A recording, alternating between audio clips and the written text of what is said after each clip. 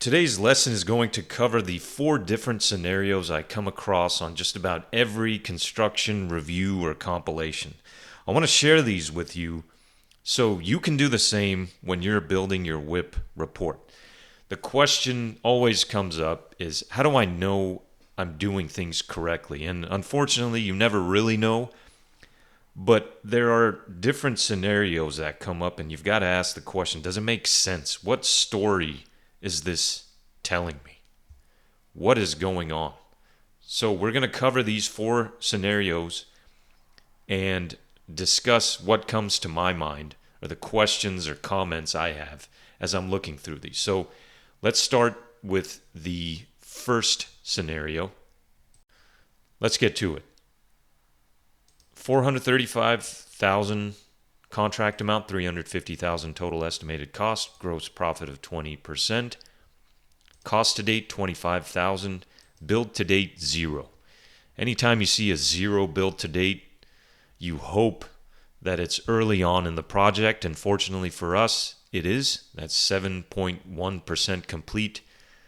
We're not that far along. So this could be December. You've incurred some job costs. You didn't get around to billing it until January. So we have 0 build to date. Look into the subsequent activity. Make sure the job is progressing as it should. You should catch up with your billings at least by the end of next month. The other reason for this could be pre-construction costs, or what they call pre-construction costs, like bonds.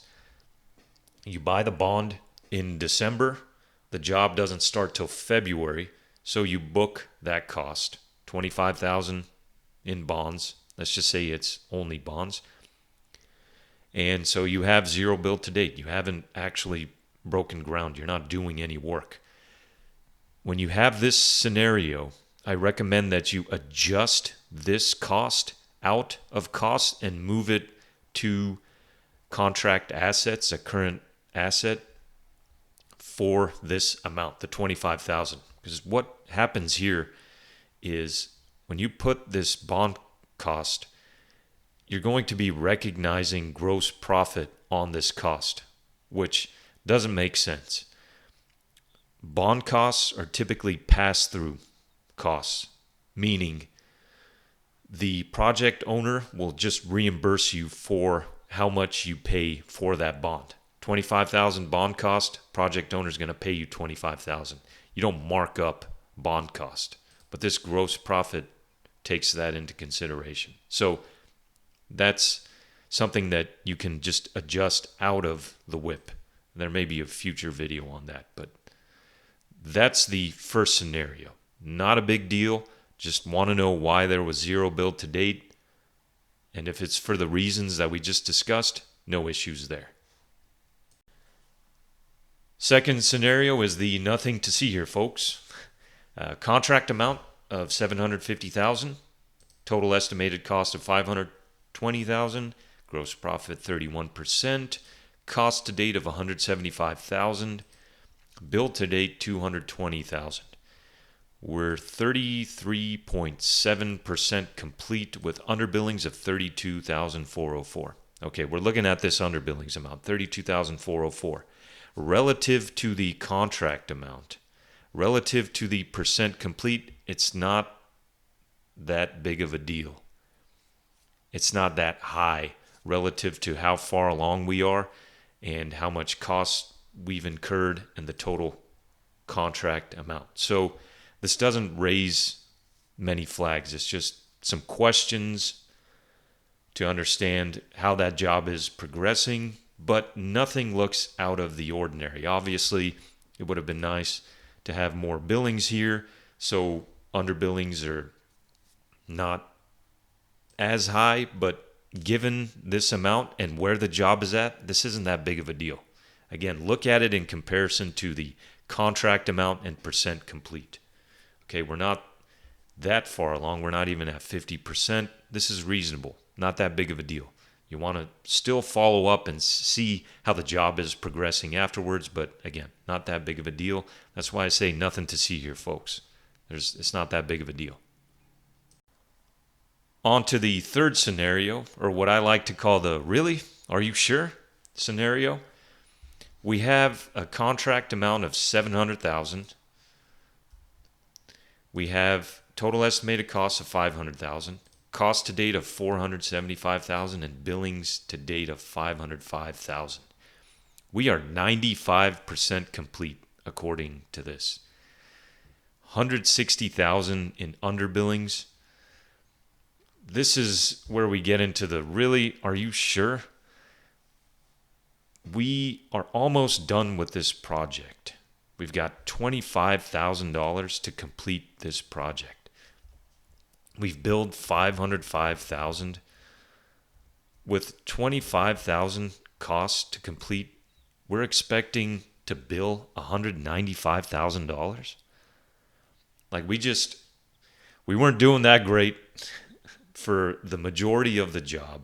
And then all of a sudden, gross profit, we're just going to knock it out of the park. All the savings are coming in at the last second, and we're going to just hit a home run. And that sounds a little suspicious. Okay, 95% complete with a high underbilling. This is pretty high.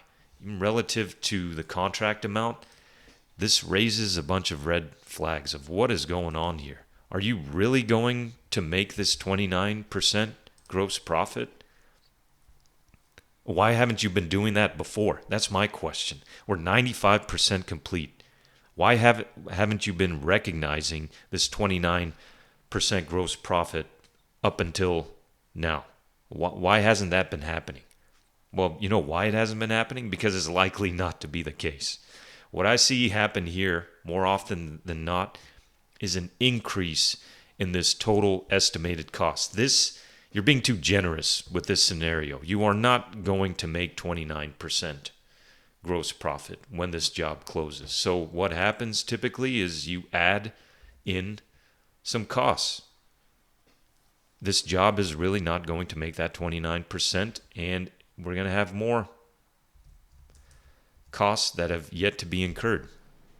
So instead of the $500,000, it may have been $600,000 in total estimated costs. Okay, now that drops the percent complete, right? We're at 79% complete and not 95% complete, which drops how much revenue we recognize. Now this is a little more reasonable considering the contract amount and total estimated cost. Okay, this can give us a little better explanation of what is going on. So that really, are you sure scenario could be masking lower gross profit or profit fade, meaning a decrease in gross profit in the future period that just needs to be adjusted for. This doesn't mean that this is going to happen every single time. It's just one of those unlikely scenarios where you know something is going on. And that's why you ask the question, really? Are you sure about that? Is that how much you're really going to make? What can happen also is a decrease in contract amount. Both of these can get adjusted to make this underbilling more reasonable.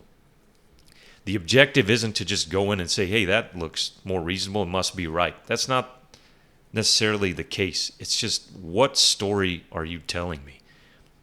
What is going on at that job site?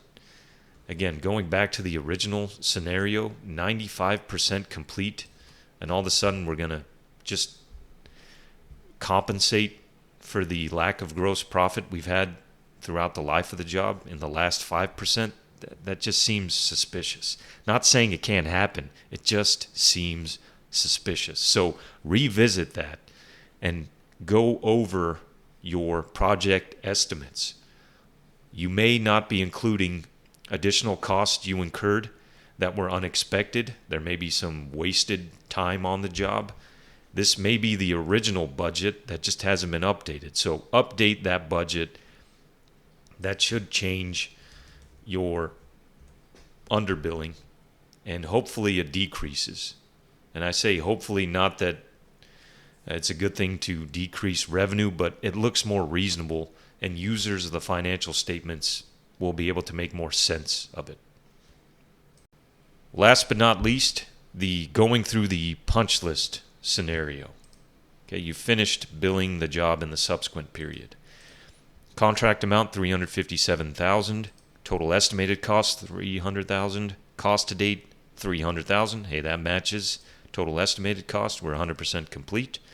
Build to date, $340,000.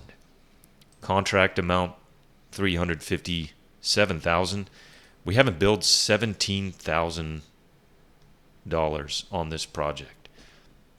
Best way to resolve this question is why do we still have billings and we're not done? Is to look at subsequent period activity. So contract amount says 357. We've only billed 340,000, but the job is done. What caused that? Okay, so you're putting the finishing touches on it through year end and didn't get around to billing it until January. That is still the contract amount. So it turns out you do bill 17,000 after year end and you're fine. So total contract amount is 357,000. No big deal. You just want to look at subsequent activity to see if this amount was actually billed, and that is your contract amount. Now, if it isn't, and you really didn't bill for it, and the job is complete 100% and billed out 100%, this needs to be adjusted. So this would be adjusted to the $340,000 amount, which changes everything. There's no under/over billings. That means this job is done. It's over. But again, if it's not over, you hope that this difference isn't too much, because it's not that suspicious. $17,000 on a $357,000 contract amount, not too big of a deal. But look at subsequent activity. See if there's a billing for that $17,000 amount. I hope after watching this video, you're better equipped to evaluate your own WIP report and ask yourself, which scenario does this project fall under? And hopefully it's not scenario 3, but it could be the case. So look at those total estimated costs and see if it's been adjusted, or if you're using the original budget and you need to consider additional costs that were unexpected that aren't reflected on your WIP report. So I hope all of that made sense. If not, please leave a question or comment below. Thanks again for tuning in. I'll see you in the next lesson.